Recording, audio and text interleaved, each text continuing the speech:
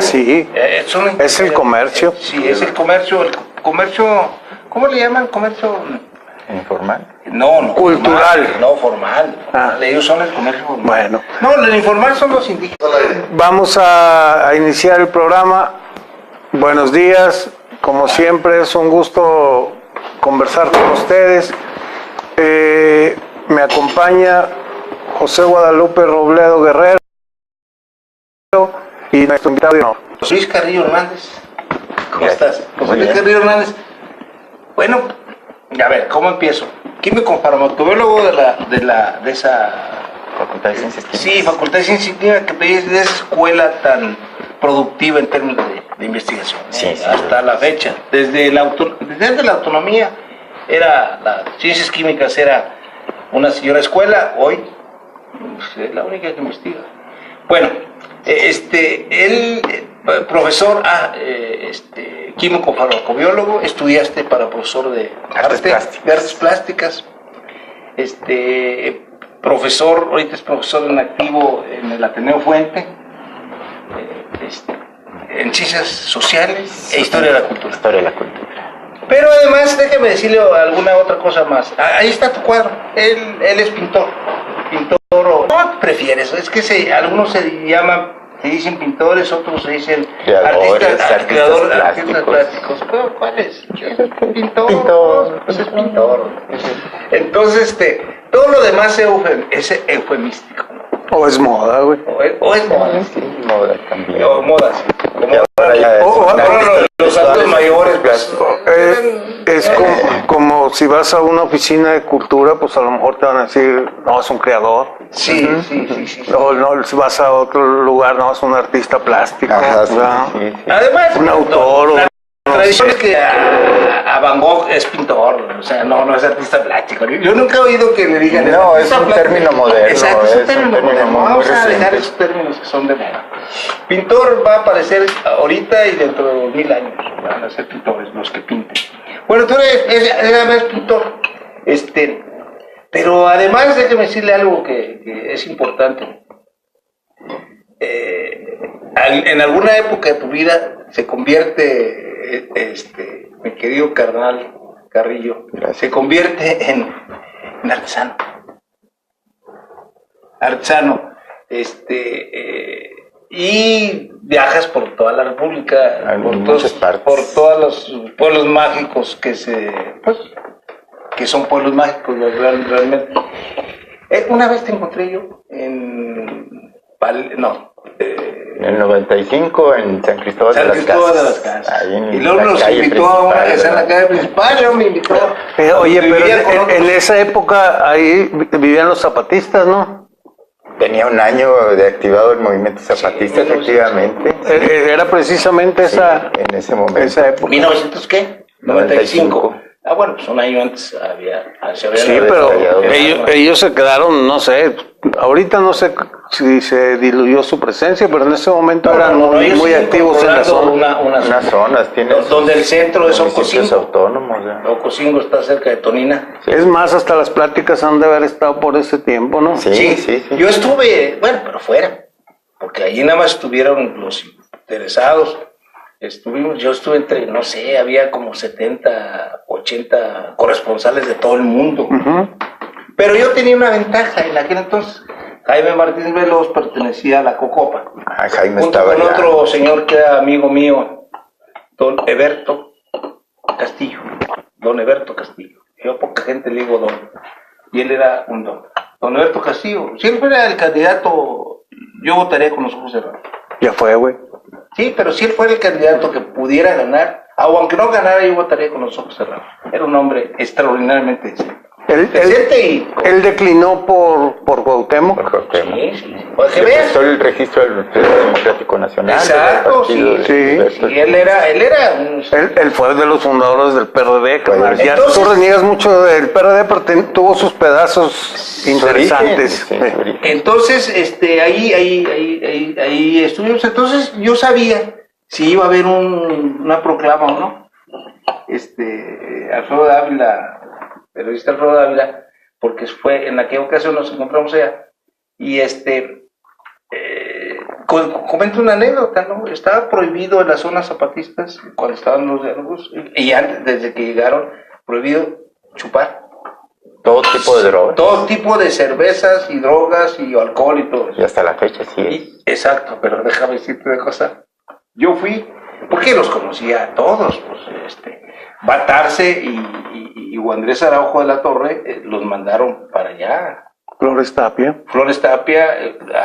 allá a Chiapas, cuando ya desarticularon, o quisieron desarticular el movimiento popular de línea de masas. Entonces se fueron por allá. Entonces yo los conocía a todos de nombre y todo eso, sabía quiénes eran.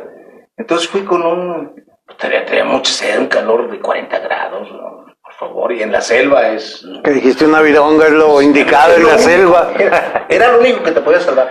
Entonces voy y soborno al señor ideológicamente y le digo, yo soy del movimiento, conozco a fulano, sultano, ¿no?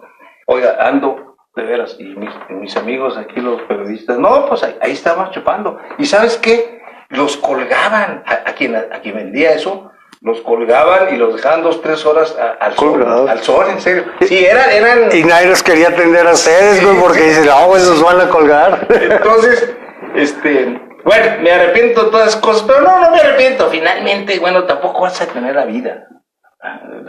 Estaban en pláticas, había un cordón se veía, yo tengo fotos todavía, se veía un cordón de soldados, primero un cordón de los que cuidaban el movimiento de Europa, sobre todo eran europeos, y luego el cordón de soldados, y luego el cordón de la gente. ¿Y tú qué viviste? No, todo. Viendo toda esa escena, que en realidad pues es un episodio histórico, ¿no? Bueno, nada más que terminar de decir lo último. Entonces, mi amigo Carrillo, de muchísimas décadas, también participante del movimiento Pro Dignificación de la UAP, muy en primeras líneas, tuvo una época, nunca le he preguntado por qué, pero la verdad es que ante los resultados no me interesa, cómo que vivió de vago, gozando su libertad, yéndose. Hoy estoy aquí en San Cristóbal, mañana estaré en Tonalá, el pasado mañana estaré aquí. Así fue cuando te vi en el 95. En el 95 en San Cristóbal. O sea, y ahí gozó de que descubre los colores prehispánicos, porque eran diferentes. Los mayas tienen un color, ¿verdad? Que es único, el azul. El azul turquesa. El azul turquesa. Que hasta la fecha no se sabe de dónde lo hayan sacado. No sé de dónde lo tuvieran, porque el color turquesa allí sigue tal y cual como hace 1500 años que plasmaron. ¿Qué más o menos es que le acabas de decir? Es un tanto parecido a este. Es un tanto parecido a este. Él también me hizo favor de pintarme esto, porque él conoce los colores que los que tienen un uso simbólico, ¿no? Exacto, además son unos simbólicos. Sí. Tú das ciencias sociales e historia de la cultura. Sí. Déjame preguntarte una cosa. Sí. Logras, pero dímelo con toda sinceridad, logras captar la atención de los muchachos preparatorios. Sí. Sí. ¿Cuál es el secreto? La vida. La vida. Esos recorridos que hice, ese caminar, ese andar, ese estar ahí en las ruinas de la pirámide, estar dentro del interior de la tumba de Pacal, descubrir su historia, documentarme, ¿sí? Y contarles eso. Todo eso. Sí. Y hacer la historia más anecdotaria. Así como ustedes platican. Sí. Por eso luego también nos sentimos como el cuarto invitado en la mesa. Sí, o el tercero, eso les íbamos a decir. Porque yo creo que sí, la clave de que los chicos te pongan atención es esa capacidad de empatía que puedas tener también con ellos, ¿no? Y que les puedas sus contar zapatos, algo. y ver qué es lo que necesitan aprender. Y yo también estuve allí sentado enfrente. Claro. Y yo sabía, a la edad que ustedes tienen, era lo que yo quería escuchar. Y eso es lo que yo les digo, ¿sí? Oye, los chicos que tengo ahí tienen un montón de problemas, como yo los tuve a esa edad. Un montón. Sí, pero ahora los problemas son inéditos, son nuevos, tienen agregados que antes no teníamos a mi edad. Como por ejemplo, dime un agregado. La comunicación. La comunicación. La comunicación. ¿Es demasiada? Excesivamente. Y eso es bueno, Omar. Yo creo que es muy bueno, pero los chicos no, bueno, ni nosotros mismos sabemos cómo administrar tanta comunicación. Sí, también tenemos la competencia del medio, que es el que está seduciéndonos, no solamente al joven, a nosotros también. Claro. Sí, entonces nos aparta de alguna manera del interés básico, del interés fundamental del individuo, nos aparta de las emociones, nos lleva a las sensaciones nada más. A las sensaciones. Sí, y yo veo a mis alumnos, a mis alumnas muy metidos en ese mundo de sensaciones. Sí. Sí, y no así experimentando las emociones vivencialmente. Sí, entonces por eso lo que a mí me ha tocado vivir, al un momento decidirme ya convertido en pintor, con mis herramientas, con mis lienzos, con mis pinceles, con mis lápices, dije, me voy a ir aquí. Saltillo es el desierto, ¿no? Sin duda, ¿no? Es una zona muy pujante, industrial, pero con nuestra cercanía con el norte, con ese desarrollo tan rápido que se vivió aquí, nos alejamos de aquella ciudad pequeña, agradable, amable, sí, segura, sobre todo, ¿verdad? Y solidaria. Y bella, con una calle Victoria hermosa que en los veranos veíamos inundado de turistas, sí, y ahora vemos inundado de zapaterías. De zapaterías y de carteristas y de... No, ahí venden nachos nomás y hay una marca de zapaterías que llena todas las primeras 2 cuadras. Pero además abandonado, ¿eh? La verdad es que el centro histórico, totalmente abandonado. Tú conoces muchos centros históricos. Sí, cómo no. Los conoces mucho. Entonces, abandonado. Es un centro histórico... Más bien es destruido. O sea, la mayor parte de los edificios que están ahí, pues pertenecen a otra época. O sea, ya son de los 70 para acá. Y luego tenemos una arquitectura única, ¿no? El ladrillo, Saltillo es único en el manejo de las fachadas de ladrillo. No vemos una autoridad preocupada por replicar esas... No solamente reconstruirlas, sino replicarlas, ¿no? Esa cultura se está abandonando o ya está casi perdida. Un montón de casas de la época de la llegada del cemento. Tenemos unas fachadas bellísimas hechas de cemento, imitando la tela. Sí, están abandonadas. La gente como Dios les da a entender y hacen unos masacotes de fachadas horribles que en lugar de reconstruirlas... Bueno, porque no hay autoridad que les diga... Aquí hay que respetar este estilo, vaya. No hay autoridad que te diga que hagas nada. Nada, sí. Más bien, nosotros pasamos de autoridad a autoridad y ninguna sabe qué hacer. O sea, desde... No te puedo decir la fecha exacta en que perdimos, digamos... El rumbo, el que la autoridad marcara una pauta. Entonces les van a conseguir empleos. Yo fíjate, en discurso. Discurso de conseguir empleos porque ellos no los consiguen. Las empresas llegan a donde van a hacer negocio porque ahí están las condiciones. Sí, pero sí hay empleo. Lo que pasa es que yo no sé para qué siguen. No nos han dicho si quieren crear un polo de desarrollo, si Saltillo quieren que sea un polo de desarrollo con maquiladoras. Fíjate lo que estoy diciendo, con maquiladoras. Ya no hay empresas de aquí. Todo el mundo lo está viendo como polo de desarrollo y ha venido mucha gente. El día que se vayan las empresas, no solamente nos vamos a quedar los saltillenses sin chambas, sino también todos los que se vinieron sin chamba. No, pero es que no se vienen solos. O sea, son atraídos por los mismos empresarios para mantener la competencia por los sueldos bajos. O sea, no es que dices, no, es un imán como la fiebre del oro, no.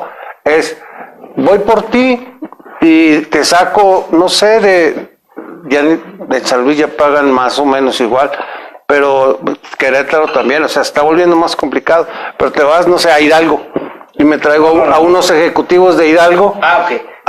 Hidalgo se viene para acá, aquí hay un chorro de albergues. Por eso, pero me lo traigo ejecutivos de otra parte que cobren menos, y me traigo operarios de otra parte que de Oaxaca, de Tabasco, de Guerrero. Y entonces se está haciendo grande Saltillo. Me los estoy trayendo.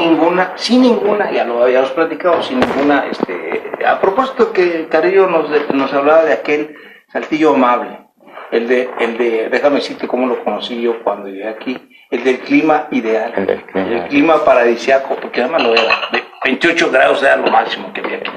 El tiempo de calor, si no le gusta el clima, regresa en media hora, ¿verdad? Sí, si no le gusta el clima, regresa en media hora. Bueno,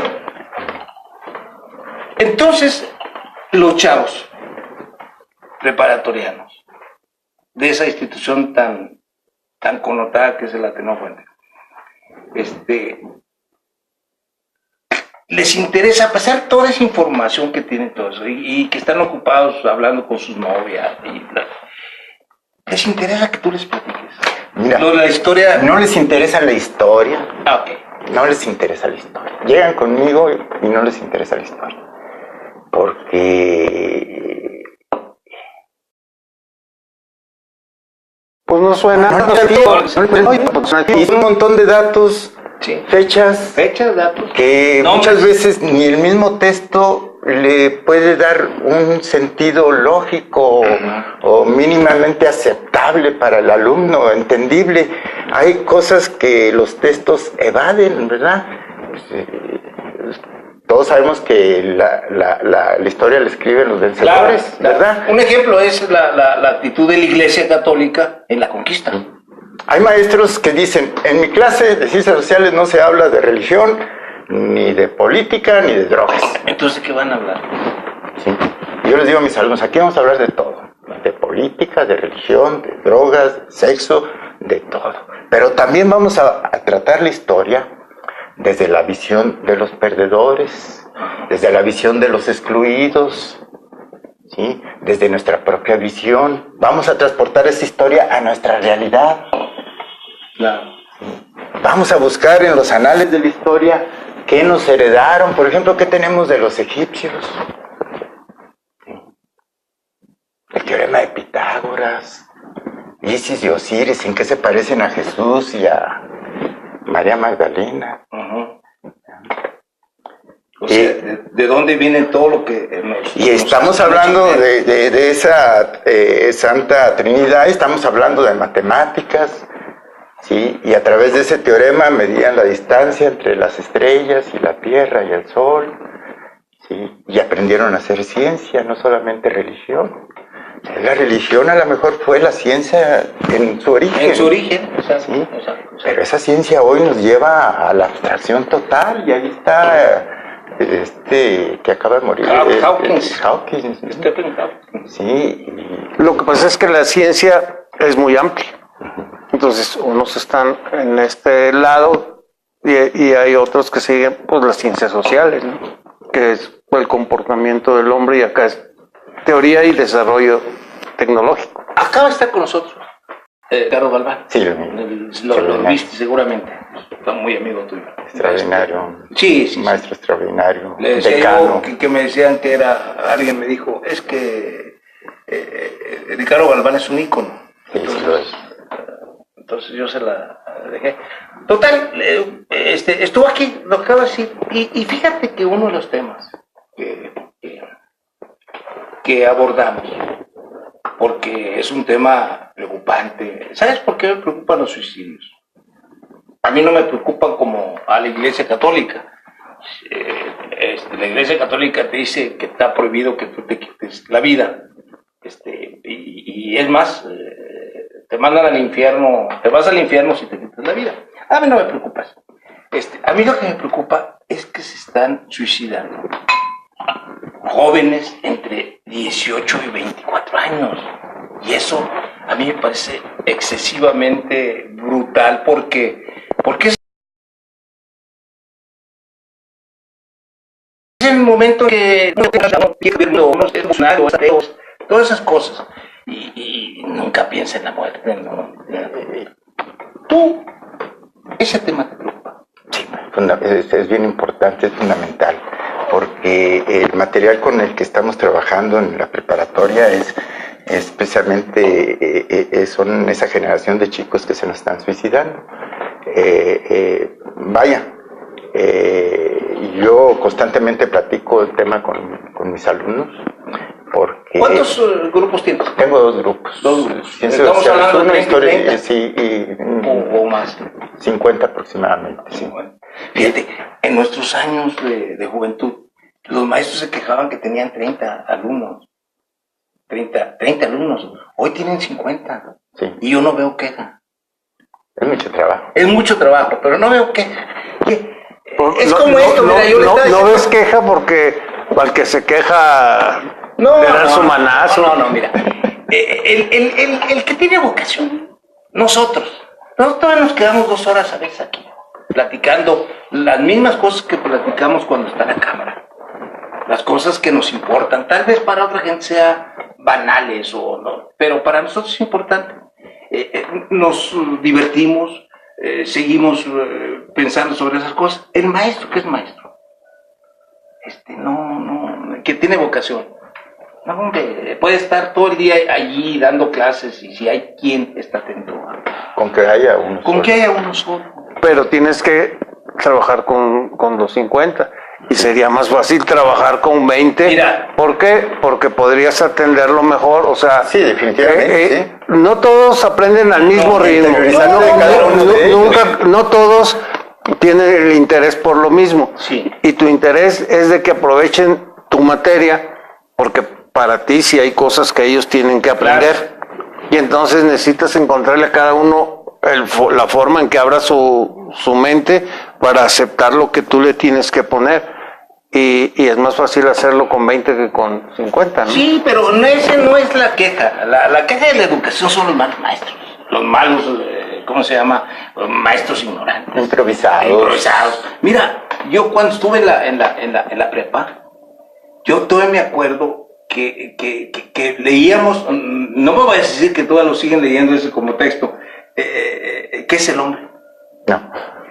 De Muñoz Ledo, un tal Muñoz Ledo. ¿Qué es el hombre? Pero ese libro se había hecho 2 décadas antes. O sea, el mundo, estamos hablando de historia universal, de ciencias sociales, que luego le dieron el nombre ese. Estamos hablando de eso, pero 20 años en la historia de la humanidad es muchos años. Bueno, tan es así, los últimos 50 años, Jorge, del siglo XX, se hicieron más conocimientos, se crearon más conocimientos que en toda la historia de la humanidad. Conocimientos determinantes. Ya sabemos que la electricidad nos cambió, no, ha habido cosas que nos ha cambiado, el internet, la forma de comunicarnos, las palabras, hasta el idioma. El desarrollo tecnológico. Entonces, bueno, pero yo te iba a preguntar esto. Yo le preguntaba insistentemente a Ricardo Galván sobre cuáles creían que eran los motivos principales, porque encontrar los motivos, pues es importante para saber cómo atacar las causas. ¿Cuáles tú crees? Así, sin mencionar nombres personales, ¿sí? ¿Cuáles tú crees que sean los principales motivos de los jóvenes? Empezar en quedarse a la saga del sentido de pertenencia. O sea, no se siente ni parte de una familia. Dejar de ser parte o ser excluidos, pero no tener los satisfactores que la sociedad o el medio te propone y no poder alcanzarlos. Por ejemplo, crea frustración. Por ejemplo, ¿cuántos no se han suicidado por un celular? Por ejemplo, no tener celular. Pero eso es nada más, son las motivaciones fundamentales, un celular o no salir a la fiesta o no dejar que tengan novio o novia X, ¿no? No, yo creo que lo fundamental, ni las mismas drogas, el problema es estructural. Hay una gran insatisfacción por parte de los jóvenes, hay un divorcio entre las sensaciones y las emociones. Las sensaciones están siendo explotadas monstruosamente por el mercado, ¿sí? El mismo Estado lo promueve. Y las emociones a la deriva, ¿sí? El chico, si acaso hace algo de deporte, poco se preocupa por la fe, por el espíritu, poco se preocupa por pensar en sí mismo, en el ser, en ser feliz, en lo que él deseaba de niño, lo que le hacía sentirse ser feliz, y luego aspirar. Yo cuando tenía 9 años, aunque mi acuarelita de esas de cartoncito, de pastillita y un pincel de pelos de esos de plástico, yo me sentí profundamente emocionado. Cuando empezaste a pintar. A los 9 años. Y allí dije, yo quiero ser pintor. Y yo sabía que mi pintura no era de un niño de 9 años, ¿verdad? Además sin maestro. Sí. Pero allí me di cuenta que yo quería ser pintor. ¿Por qué? Por la emoción que provocó en mí. Pero, ¿y tú crees que las nuevas generaciones no han sentido esos momentos en algunos de sus intereses? Los han pervertido, las emociones a través de las sensaciones. ¿Cómo sería eso? Sí, en lugar de ponerte a pintar, te ponen a hacer diseño. No, pero no porque no alcanza a satisfacer las emociones. Porque yo te digo, por ejemplo, o sea, vamos a suponer, yo tengo habilidades, dibujo, tengo 9 o 12 años. Me pongo en la época en que yo lo podría haber hecho, o me pongo en esta época. Y entonces, tal vez sienta la misma satisfacción de hacerlo, la misma emoción de hacerlo. Y lo primero que voy a hacer es enseñárselo a alguien.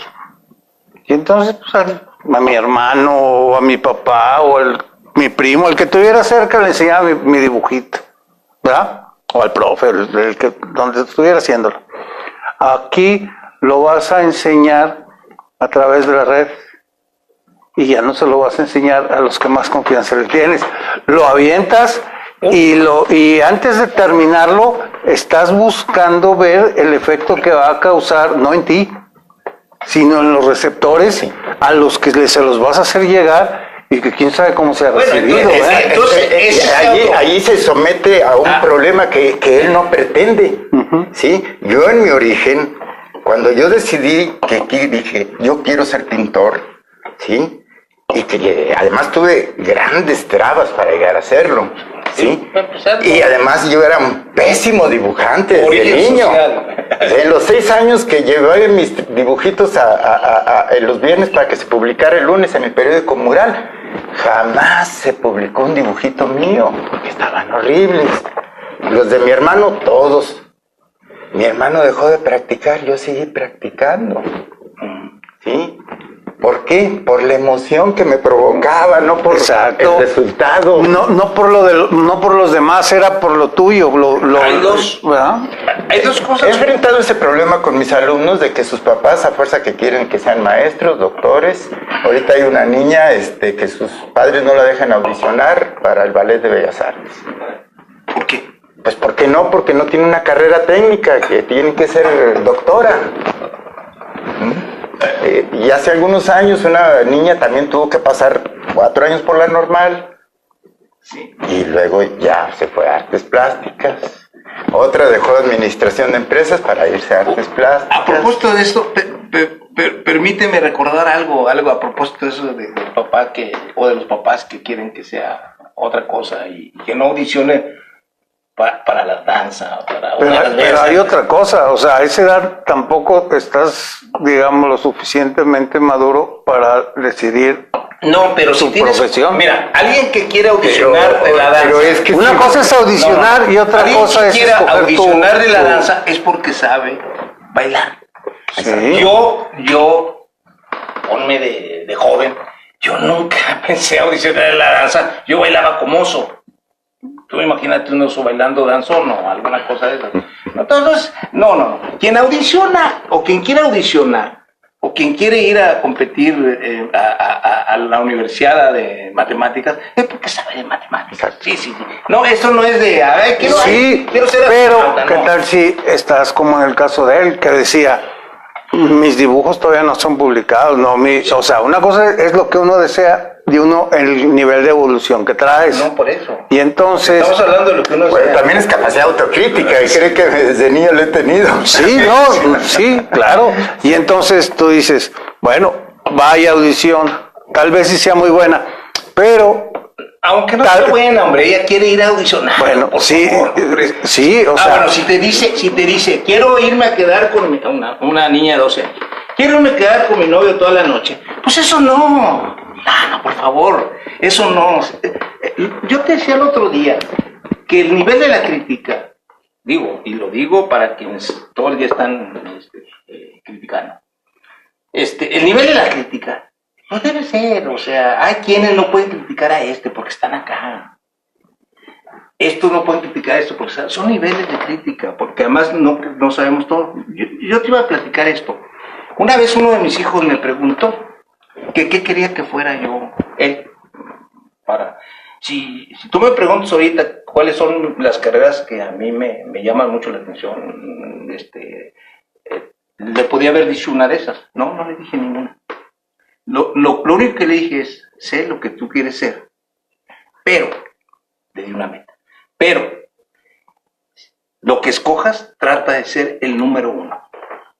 Trata de ser el número uno. Mira, si quieres ser sacerdote, que guácala para mí, si quieres, te lo dije, si quieres ser sacerdote, sé, pero trata de ser un obispo, cuando menos, uno de los que hablan, no de la tropa esa que tú has oído hablar algún día un sacerdote, no, son puros jerarcas.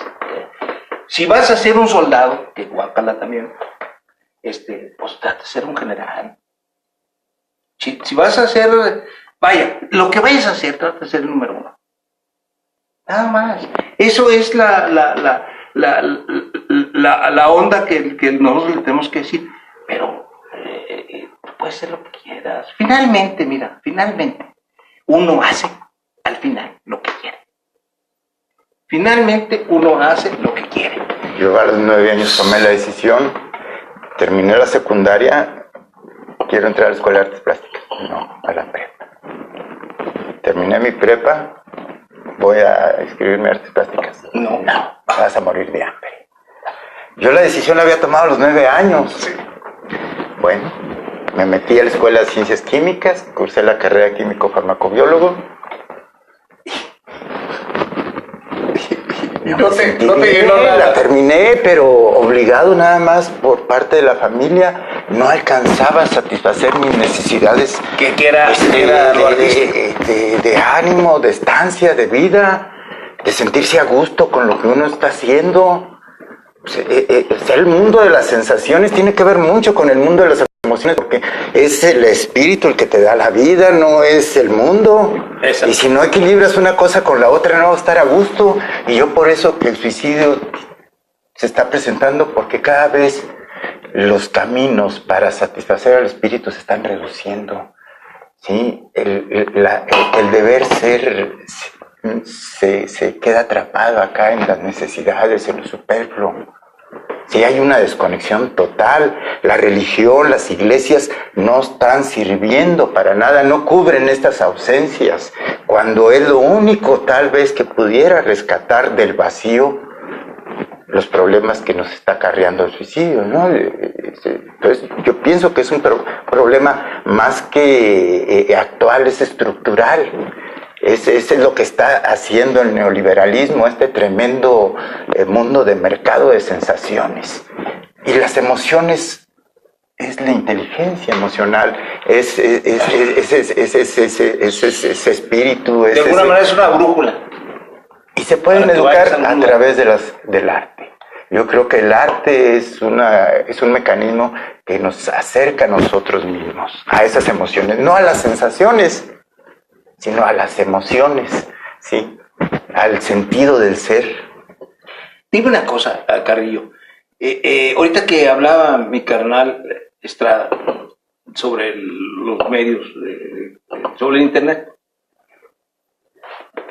Es lo mismo pintar así que pintar en el internet con todas las...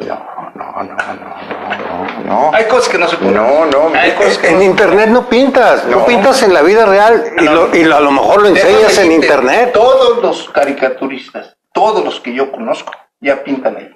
Mira pintan en sus cuadernos o pintan en su tableta. Sí. Pero pintan aquí en el mundo con un lápiz, aunque sea el lápiz sea digital, y ya lo suben a internet. Déjame decirte, Bustamante, ahorita no recuerdo cómo se llama, es un extraordinario cartonista, como ellos a veces dicen, caricaturistas.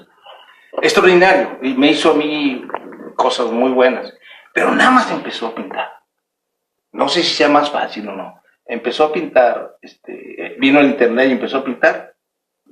Ya no, hasta la calidad. Yo veía los trabajos que me hacían una hoja y muy buenos, pero nada más empezó a pintar en internet. Así, a través de todas esas que te dan una paleta, un montón de colores, todos los colores del mundo ahí están. Pero yo por eso te quería preguntar, no, hay cosas que no se podrán hacer, y por lo que está diciendo Carrillo, es una sensación en internet, es una sensación que estás platicando con alguien, tal vez estés platicando tú con un muchacho, es una jovencita, con un muchacho que tú creas, y todo eso, pero del otro lado hay un viejo rabo verde de 60 y tantos años. Es que no es cierto que estás hablando con la realidad, lo que tú te estás imaginando. A un muchacho, un día me vino aquí y me preguntó que se había enamorado locamente de una mujer de Mérida, Yucatán. De una muchacha. Y le digo, ¿cuántos años tiene? No, pues tiene mi misma edad. No, y es así blanca. Y me enseñó incluso la foto. Y le dije, ¿la conoces? Me dijo que no. Pero estaba hablando de como la mujer ¿cómo se llama? Bueno, te enamoras del concepto. Fue. Te voy a decir, sí, te voy a decir porque había una ausencia en tu vida de un concepto pero así. De toda la humanidad, entonces. De todas las nuevas generaciones. Yo lo que... Sí, pero son estudios de caso, o sea... No. Hay unos que les pasa eso y a otros no. ¿A qué vino él? Pues la verdad, en el fondo de las cosas era que yo lo refaccionara. Pues parece, aunque fuera en camión, me dijo, a Yucatán. No, órale pues. Yo quería saber cómo terminaba la historia. No era eso. No te digo lo que era porque fue decepcionante, pero no era eso. Entonces... ¿Están conectados con quién? ¿No sabes con quién? Pero en el tiempo anterior era por correspondencia. Yo nunca tuve una novia por... Bueno, pues no, pero millones de personas sí. Las revistas venían ahí. Pues sí, claro. O sea, era como a través de las ¿cómo se llama? Bueno, que se comunicaban y eso es a mediados del siglo pasado.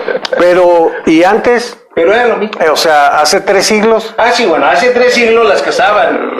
Ok, entonces uno tiene que ver, cada caso es distinto y las generalizaciones no, yo lo único no que siempre digo caben.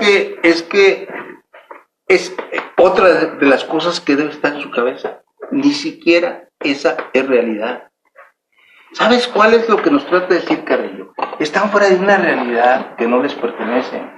Es decir, esto no es una realidad porque, aunque sea la maravilla de la comunicación. Ya sabemos que no es una realidad. Déjame decirte, esto es solamente una herramienta. Solamente. No es la vida. Es lo que yo trato de... No, ya sabemos que no, en eso estamos de acuerdo. O sea, mis alumnos les dan 50 pesos para el lonche. Sí, echan 10 pesos para una sopa de Disney y lo demás lo echan de tiempo ahí. Bueno, y entonces mi carnal decía que era un juguete que le prestan a los humanos para entretenerse, y yo lo veo más que como un juguete. Ya me acabé los mercados globales, ya exploté a todas las colonias y países hasta donde he podido, ya los llené de todos mis productos, mercados y cosas desechables en todo el mundo real. Entonces lo que hice fue inventar uno digital en donde te vuelva a poder seguir quitando el dinero. Ah, claro, eso es la... ¿Me entiendes? Y entonces, eso es, o sea, ¿eso qué sí? El internet es eso, es un mundo que te están prestando, pero tiene un costo, entonces te lo están alquilando. Mira, nada más, te lo están alquilando. Nada más lo que dices tú, pensar en el futuro de eso. A mí me gusta mucho pensar en los futuros de esas cosas, no nada más analizarlas aquí, sino qué va a pasar. Ponte a pensar. Y ahorita es invasiva. Tú vas a ver un periódico y así invasiva, te tienes que chutar 10 segundos o 20 segundos para que se quite, ya no es todo eso, te están llenando de una serie de cuestiones, pero lo más importante de esto es que es una realidad que no existe. Es una realidad que no existe, mira. Es un escape de la realidad. Nada más déjame decirte. Ya sabemos que es que no existe, es un escape. Se está comunicado, eso es lo que siempre hemos discutido, se está comunicado. No es cierto. Hoy es cuando menos está comunicado los seres humanos. Déjame decirte nada más, ya termino.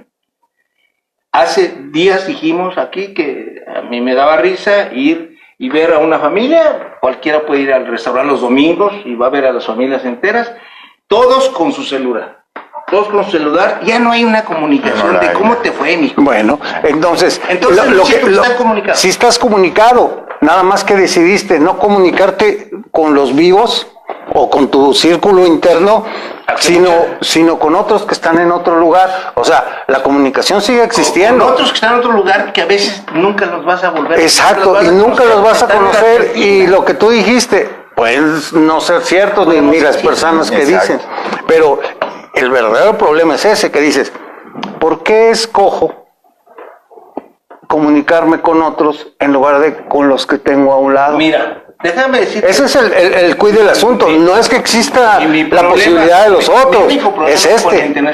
En Cuba, ustedes vean, en Cuba, quien trae una cosa de esta y se acerca a un edificio público, yo he visto en La Habana a la gente a las 11 de la noche, un montón de huerquillos ahí en una plaza, y que bueno, es que aquí hay internet, pero en Cuba, en China, en los países socialistas, no llega la mugre que nos llega a nosotros. No.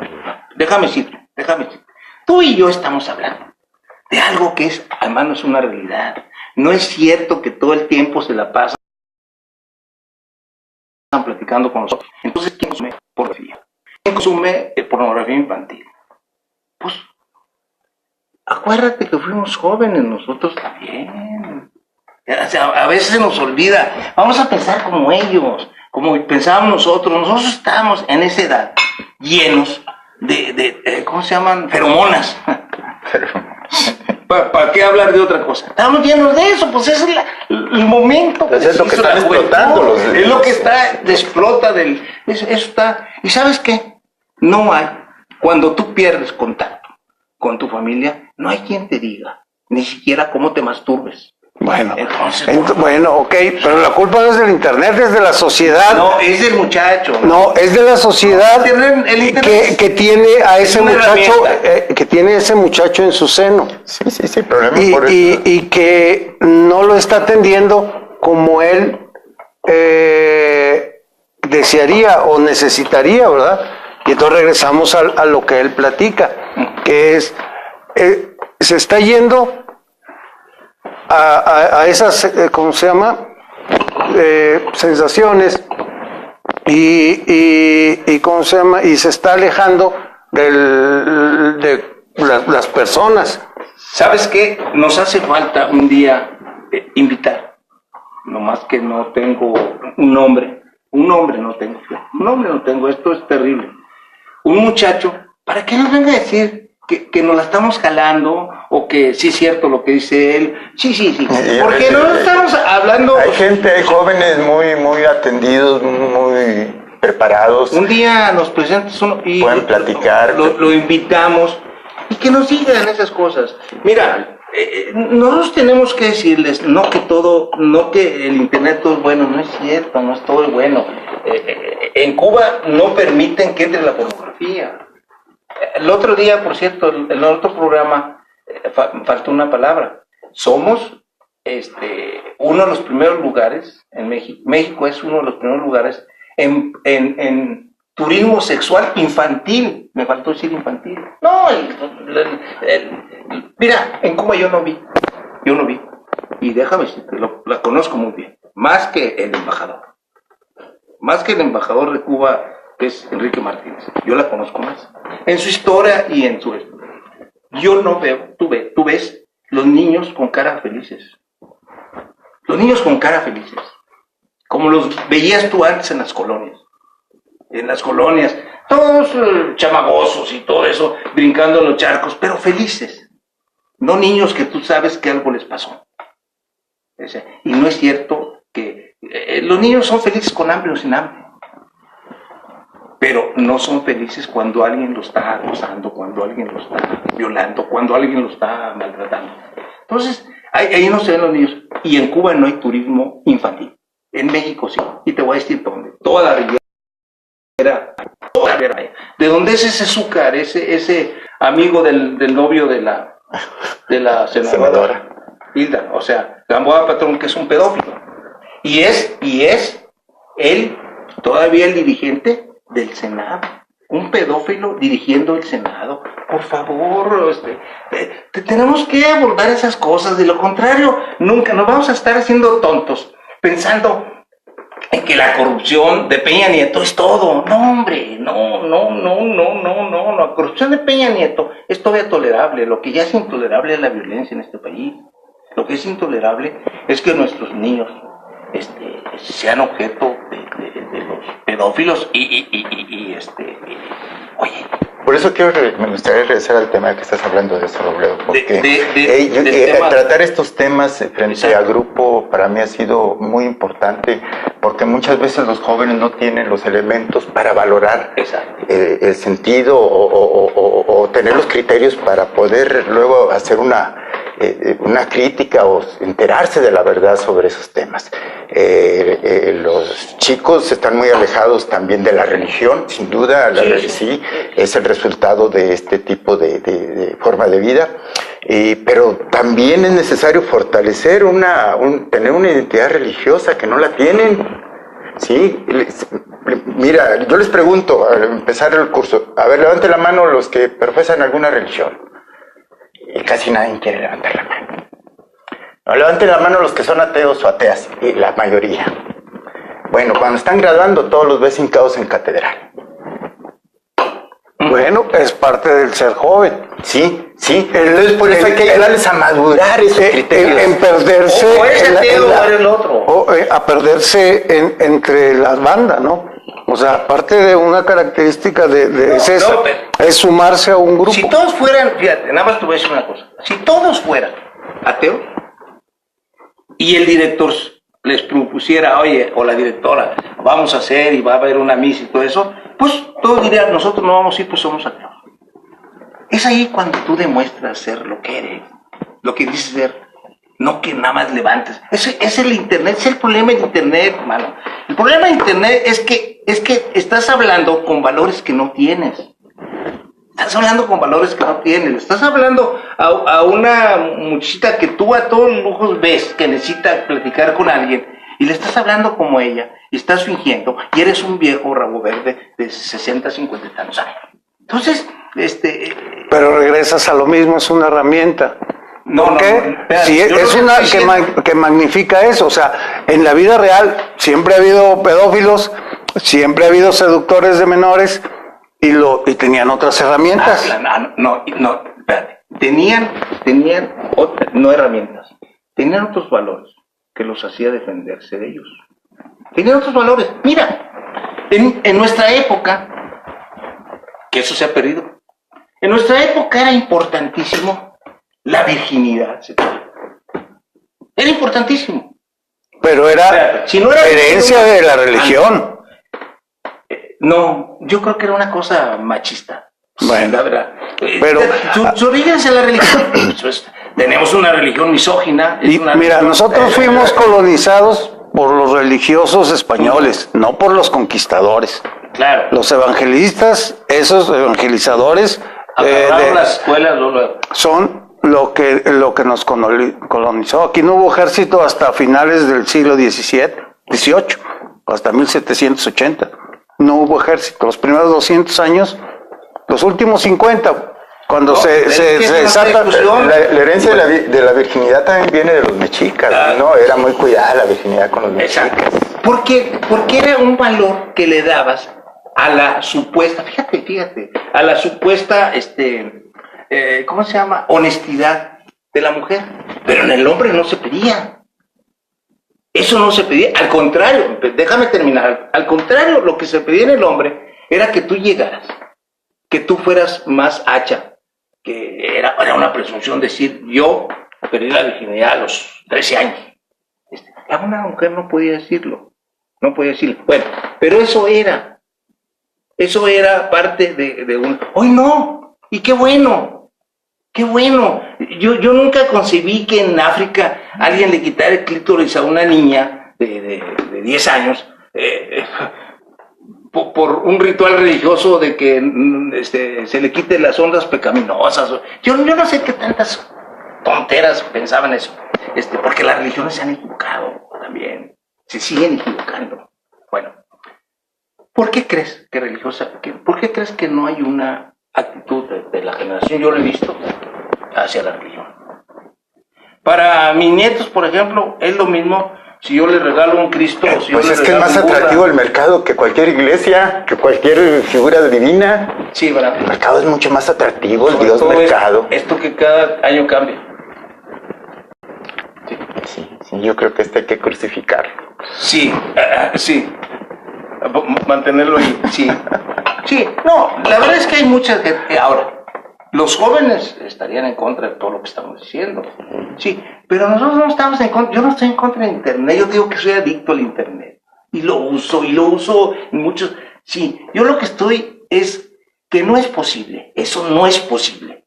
Que a una casa entren todo tipo de pornografía. Bueno, pero vamos a regresarnos, carnal. ¿Por qué? Porque en realidad de lo que hablamos es de personas. Bueno, si una persona tiene una necesidad de evadirse y quitarse la vida, hay otros que tienen una necesidad menor de evadirse y se van aquí. Otros tienen una de evadirse y se van al chupe. O sea, a la droga. Bueno, entonces lo que de las personas, lo más es accesorio. Exacto. O sea, que digas, bueno, es que antes no había eso, pues ahora sí hay, carnal. Y entonces hay que perfeccionar el ser humano para que pueda, para que la sociedad. Bueno, hay que ajustar, donde hay que ajustar, y ahí sí necesitamos centrarle instituciones y todo mundo, porque nadie nos ha dicho por qué está sucediendo esto. Hasta el tier 41, en Saltillo 41 suicidios, hasta el día de antier, algo así. Y otros, yo me he enterado de otros ahí en el Ateneo, en mi grupo, de que no se han publicitado. Un niño joven de 21 años, 200 pastillas con 1 litro de tequila. Claro, lo hizo para suicidarse. Y ese no salió en la prensa. Exacto. Un día estaba yo platicando con un amigo de ahí del barrio y me dice, me siento muy a gusto en tu casa. Ah, qué bien, pues sí, estamos platicando. A las 12 de la noche el muchacho fue y se colgó en un árbol afuera de la casa de su novia porque habían terminado. Jamás dio así algún indicio. Meses pasados me topé una amiga que egresada de Ciencias Químicas, tenía como 4 años que no la veía. Ay, qué gusto verte. ¿Sí? Y en la noche, yo al siguiente día en la mañana, se suicidó. Te ven con una alegría, con sonrisas, con ánimo. Sí. No te imaginas qué van a hacer. O sea, algo está fallando. Algo está fallando. Ahora, tal vez nosotros no tengamos la preparación para dilucidar los motivos, pero estamos tratando de meter a la discusión eso. De meter a la discusión eso es nada más. Porque finalmente, o sea, estamos hablando de la forma en que hemos sido modelados. Entonces, hablamos de las autoridades, hablamos de los medios, hablamos de las amenazas externas del mercado y del capitalismo y de todo eso. Y en realidad es porque así fuimos formados, porque todo empieza cuando dos personas se ponen de acuerdo para hacer algo, o sea, coinciden en la necesidad de hacer algo. Así es como germina todo. O sea, muchas cosas vienen de arriba y te las imponen a fuerza, y si no le haces caso, para eso está la ley y la fuerza del Estado, ¿verdad? Uh-huh. Pero a veces para atender una situación social es que las personas se pongan de acuerdo, primero dos, y luego esas dos hagan su red, y de redes, es que Jorge, esto no es de abajo hacia arriba, Jorge. Eso es un planteamiento equivocado, no es de abajo hacia arriba. Entonces, ¿qué dices? Las cosas se vienen... Va a venir un dictador y te va a decir, no tienes acceso a esto, no esto, y tienes prohibido esto, y además esto y esto. Pero si es porque a lo mejor estaremos de acuerdo. Llámale dictador o llámale Maduro. Si alguien viniera y nos dijera, vamos a resolver eso, es más, López Obrador, si nos dijera que iba a resolver lo que a mí me preocupa. No, si no es que te digan que te lo van a resolver, es que te lo resuelvan, güey. Mira, porque eso es distinto. A nosotros nos han dicho de todo. Pero luchar en contra del neoliberalismo que se instituye y nos modela desde los 80s para acá. Nosotros estamos condicionados a ese modelo, por eso los que se quedan a la saga, revientan. Antes, tú dices... Y si nosotros nos quedamos a la saga, pues capaz de que nos sucede lo mismo, entonces hay que tener cuidado. Tú dices, fuimos formados, sí. Nosotros fuimos formados por nuestra familia. Y por el sistema, y por las condiciones sociales, o sea... Nuestra familia, porque la familia, bien o mal, hasta en las vecindades, te daban valores. Yo me acuerdo de una frase de mi madre que decía... a mí el hambre me tumba, pero el orgullo me levanta. El orgullo para ella era la dignidad, se equivocaba de término. Es decir... ¿Y no se puede recrear eso? No, ¿sabes por qué? Porque le dejamos ahorita, ya le dejamos, ese es el gran problema, le dejamos la formación de nuestros hijos al sistema donde los dueños del mundo, donde los quieren vender, oye, que cada año, es más, cada año cuando te estén creando una cosa nueva, con cositas nuevas, para estártela vendiendo. Es decir, ¿cómo es posible que exista la obsolescencia programada? ¿Cómo es posible? ¿Cómo es posible que yo sepa que ese foco nada más tiene 100 horas?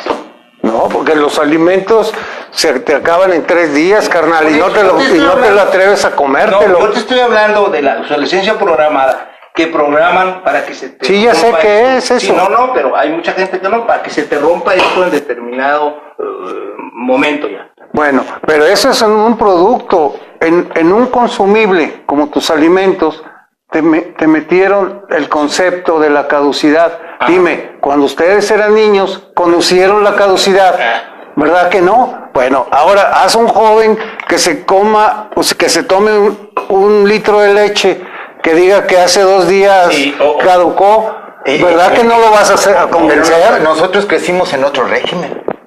Y podemos valorar. Tal vez y estas generaciones, los millennials, los de los 90, 1990 para acá, crecieron en otro régimen. Y nomás conocen esto. Es lo que te decía, o sea, fuimos modelados. Sí. Y hay que recuperar de lo anterior. Hay que recuperar, si tú dices, si la esencia es la familia, hay que recuperar la familia. Hay que recuperar la familia. Ándale, ahora ya se oye más congruente. Sí. Por eso se tiene que encontrar los motivos. Para exigirle al Estado, si es tan tonto que no se ha dado cuenta, exigirle, empieza por aquí. Cuando venía Galván dio pero parece que nadie no oye. Parece que tanto lambiscón que tiene Hernández Vélez ahí alrededor no fue capaz de decirle, oiga, fíjese que Ricardo Galván, que además es un excelente maestro, dijo que la universidad debía hacer esto. Parece que nadie oyó.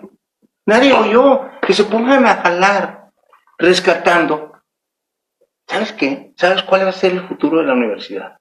Que tus alumnos sean brillantes. Eso es el futuro de la universidad. Pero si y eso te va a traer el poder, el prestigio, el ¿cómo se llama? El dinero. La narro, acuérdate. Todavía hace poco todavía los encontramos, ingenieros de la narro, cuando el campo está destruido, cuando no producimos ni las tortillas que nos comemos, manejando un Uber o un taxi. Un taxi, bueno, un Uber también en la universidad. Yo ayer me encontré un cuate que estuvo conmigo en la prepa, que hacía muchísimos años que no lo veía, allí en un negocito, vendiendo papitas y todo eso, cuando salió el trabajo social. Entonces, dices tú, pues eso no es, ¿para qué desperdiciar dinero en esas gentes que no les vamos a poder, la sociedad no le va a poder dar probabilidades? Entonces, por eso nos interesa esto. No, porque, mira, yo nunca me había preocupado por una generación como ahora estoy preocupado. ¿Sabes por qué? Y te lo voy a decir, para que no vaya a pensar nadie que es porque el espíritu de Dios está conmigo. No. Porque son mis hijos y mis nietos. Nada más por eso. Son mis hijos y mis nietos. ¿Y sabes qué? Este mundo que estoy viviendo, que no es el mío, pero no hay bronca, pues, todo tiene evolución. No es nada favorable para el desarrollo de ellos. Punto. Nada más, no es nada favorable para... ¿Cómo va a ser favorable unos niños que tienen miedo a salir al Oxxo? Ya le hice aquí a media cuadra, porque se los pueden raptar. Es una niñez y es una adolescencia, además, muy, muy temerosa de todo. Y además está confinada. Y confinada, además. Nosotros los confinamos, ya no te mandan a la tiendita, ni quieren ir. Y ya ni siquiera puedes atravesar la calle porque los que conducen... ¿Por qué no vemos la posibilidad de que nos acompañes la próxima vez? Pero con datos así, a ver, yo creo que es esto, y esto, y esto, y esto. Aquí ya hemos abordado muchas cosas, ya dijimos que fracasó no solamente los padres, toda la familia. Y las instituciones. Educativas, fundamentalmente. Exacto. Educativas, fundamentalmente. Entonces, que los maestros tienen culpa, que los planes de estudios tienen culpa.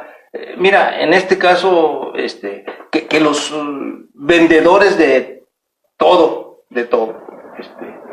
tienen culpa, porque que todos tenemos la culpa. Pero por algo podríamos empezar. Mira, ¿qué es algo? Pues esto públicamente empezarlo a discutir. No importa que nos pongan ahí, estos viejitos están locos. No importa. Hay que discutir las cosas que creo yo en lo personal, que los jóvenes tienen que empezar a discutir.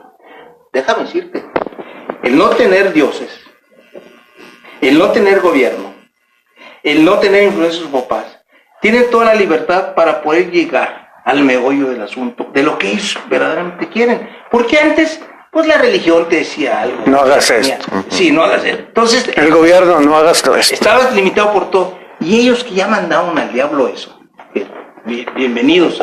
Y a lo mejor no le mandaron, ya les llegó diluido. O sea, sí, también más bien, es más fácil para digerirlo y procesarlo bien. Y no hay autoridad familiar, no hay autoridad de gobierno. La iglesia se desvaneció. Cuando hablaban ahorita de que la gente no es tan religiosa como antes, es porque la iglesia católica, que era la hegemónica, se desvaneció. O sea, hubo un momento en donde perdió su forma de comunicarse con la sociedad. Y luego se metió en todos los problemas en los que se desprestigió y ya nadie le tiene confianza. Bueno, no mucha gente ya le tiene la misma confianza que antes. Entonces, sin ninguna cosa que te impida pensar libremente, pues órale, lléguenle y encuentren el futuro de la humanidad, no solamente el futuro de ellos. El futuro de la humanidad, ¿a dónde vamos? Es una generación, fíjate, estaba viendo lo de la Revolución Francesa, es una generación que yo no veo ¿Dónde va? Es que los motivan desde la secundaria, los jóvenes, su pensamiento crítico va siendo reducido. Cuando llegan al Ateneo, a la prepa, el chaval. Pero ya fíjate, ahí los que te llegaron ya son elementos de selección, o sea, ellos ya pasaron todo un proceso y son los que van avanzando. Sí. Ya se ha explicado un montón aquí y esos son los que tienen ahí enfrente y dices, y traen un graves problema. Sale gente muy valiosa, claro, y los hay.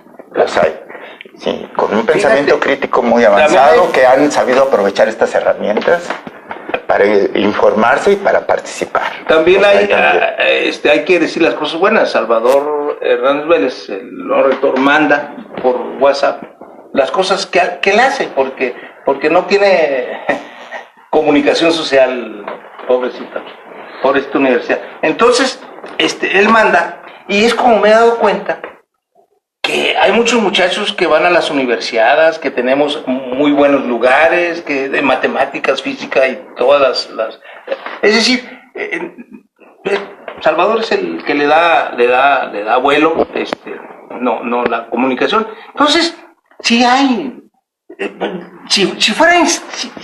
estuviera perdida la humanidad, ¿sabes qué?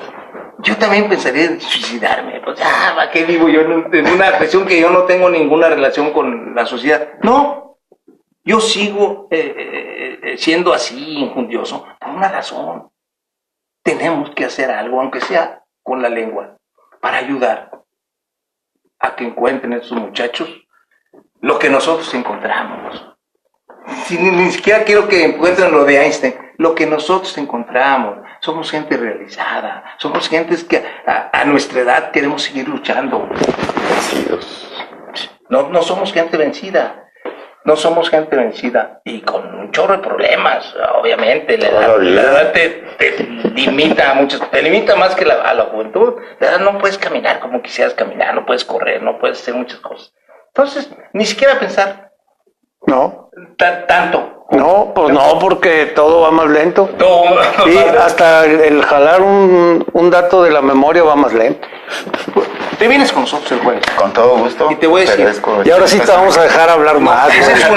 Y además, déjame decir, para que nos cuentes tus vivencias en este país, en estos pueblos mágicos. Hay muchas historias, muchas. Que nos cuentes lo de la pintura, que nos cuentes por qué te gustan y adoras a las madres culturas de este. ¿Cómo no? Me encantaría que habláramos más sobre ello. ¿Cómo no? Ahí podemos encontrar mucho que nos puede fortalecer en este problema, porque la educación que se daba en la familia mexicana, la prehispánica, era una educación profundamente religiosa. Y además, al haber estado en esas comunidades, pudiste ver a los niños y su relación con sus familias en un entorno menos complicado como el mercado nos lo volvió después, ¿verdad? Así es, efectivamente. Características que todavía podemos encontrar en el sur, ¿no? En el sur. Todavía. ¿Te vienes el jueves? Aquí estaremos, con gusto. Bueno, para de una vez anunciar. Y ya, pues ya nos está diciendo acá. Sí, hombre. Nuestro director, ya no le... Es que ya le llamaron la atención los de internet, que le dijimos cosas muy feas. Nosotros les agradecemos y sobre todo el aguante que tienen. Déjame decirte por qué. Porque hemos insistido mucho sobre estas cosas de las generaciones nuevas. Desde luego, déjame decirte, me decía un amigo mío de casi de nuestra edad, me decía, oye, vimos esto, oye, nos gusta porque además tienen la razón, claro, ellos sí tienen razón porque son de nuestra misma edad. Sí. Pero, ¿sabes? Con ese tienen la razón que me quiso decir, estoy igualmente preocupado. Nosotros no somos sus enemigos. Que esto quede claro. Habrá muchos enemigos de nuestra edad que tenga la juventud, esos perversos que los quieren tener. Pero, o sea, lo que tú dijiste hace un rato es la esencia de todo. O sea, tú quieres que los jóvenes tengan un mejor país, un mejor futuro, una mejor vida y una convivencia más sana, y además, que la que nosotros les estamos dejando, ¿verdad? Además, los que nos equivocamos fuimos nosotros. Claro. En este caso fuimos nosotros y luego sus padres y luego a ellos y luego ellos se van a equivocar con los nietos. Entonces, es así son las generaciones. Pero aquí lo importante es que los otros, lo único que queremos, yo en particular, es que mis nietos y mis hijos tengan otro mundo, que cada vez lo veo, es un mundo de corrupción, no nada más es México. Ah, no, ok. Es todo el occidente. El occidente. Todo el occidente. Bueno. Muchas gracias. Como siempre, fue un placer tener un invitado de esta categoría y agradecemos a quienes hacen posible el programa, al productor Rafael Izquierdo, a don Félix Riojas en la dirección y especialmente a nuestro amigo José Luis Carrillo por su presencia. Gracias. Nos vemos el jueves. Gracias, canal. Aquí nos vemos el jueves. Gracias, Arturo. Gracias.